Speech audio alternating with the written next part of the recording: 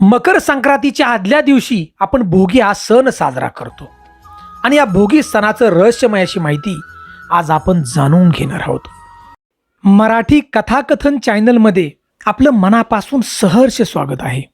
तर बांधवांनो, या दिवसामध्ये उपलब्ध असणाऱ्या सर्व भाज्या आणि आपल्या शरीरामध्ये उष्णता वाढवणाऱ्या घटकांचा त्यामध्ये समाविष्ट केला जातो या भोगी दिवशी. तर बांधवांनो, भोगी हा सण जो आहे तो आपला इंग्रजी कॅलेंडर प्रमाणे जानेवारी महिन्यामधला पहिला सण बघा येतो, मध्यभागी जानेवारीच्या.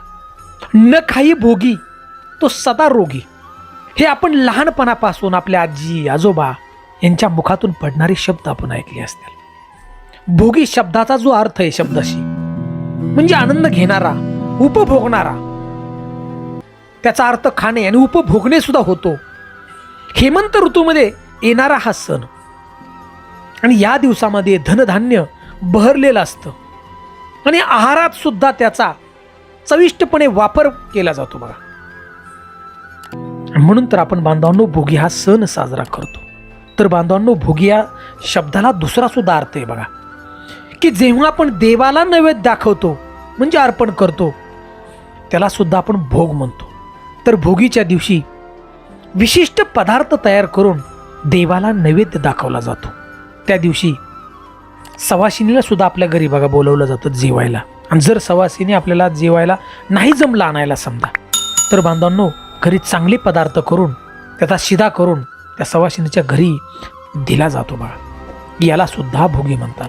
बांधवांनो, या भोगीच्या दिवशी सकाळी लवकर उठावं, आपलं घर स्वच्छ करायचं, संपूर्ण परिसर स्वच्छ करावा आणि दरवाजाच्या समोर सुंदर अशी रांगोळी काढावी. कुटुंबातील आपल्या सगळ्या जणांनी अभ्यंग स्नान करून नवीन कपडे घालावीत, नवीन नवीन अलंकार धारण करतात बघा महिला.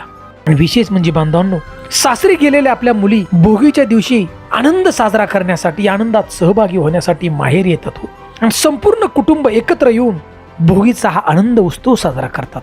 या दिवशी इंद्र देवतेने आपल्या शेत जमिनीमध्ये उदंड पीक पिकवावी म्हणून त्याची प्रार्थना केली जाते भोगी ह्या दिवशी, अशी मान्यता आहे. आणि ती पिकं वर्षानुवर्ष पिकत राहावी अशी प्रार्थना भोगीच्या दिवशी केली जाते. अहो, काही राज्यामध्ये छोटीशी होळी पेटवून त्यात काही वस्तूंची आहुती दिली जाते. हिवाळ्याच्या या मोसमात सर्व प्रकारच्या भाज्या आहेत, त्यामुळे थकलेल्या या बळीराजाला, या शेतकरी राजाला थोडा मात्र विसावा मिळतो बघा या दिवसामध्ये. आणि मग शेतकरी या मोसमात भोगीची भाजी आणि तीळ मिश्रित भाकरी याचा आस्वाद घेतो शेतकरी अगदी प्रेमानं. आणि त्यामुळे पूर्ण वर्षभर शेतात काम करण्यासाठी तो सज्ज राहतो बळीराजा.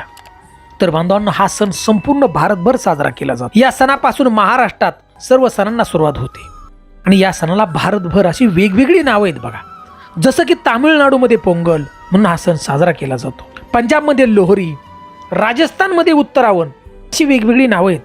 परंतु भारतभर हा सण अगदी आनंदानं साजरा केला जातो. विशेष म्हणजे या दिवशी जुन्या वाईटांचा पण त्याग करायचा, विचारांचा आणि चांगल्या गोष्टी आपल्या मनामध्ये अंगीकारायच्या, जीवनामध्ये एक नवा बदल करायचा, जीवन जगण्याचा दृष्टिकोन बदलायचा या दिवशी.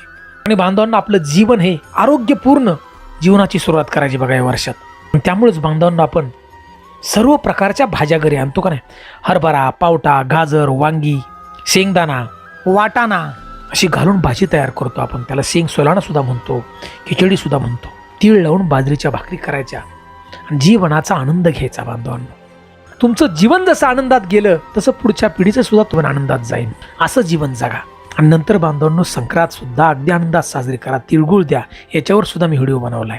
कारण बांधवांनो, जीवनामध्ये काही घेऊन आपण जाणार नाही. बंगला, गाडी, पैसा, कितीही संपत्ती जरी गोळा केली, प्रत्येक येणारा जो क्षण आहे तो भगवंतानं तयार केलेला आहे आणि तो चांगलाच असणार, असं सकारात्मक जीवन जगा.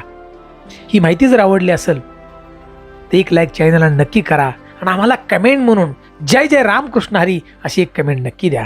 जय हिंद, जय भारत.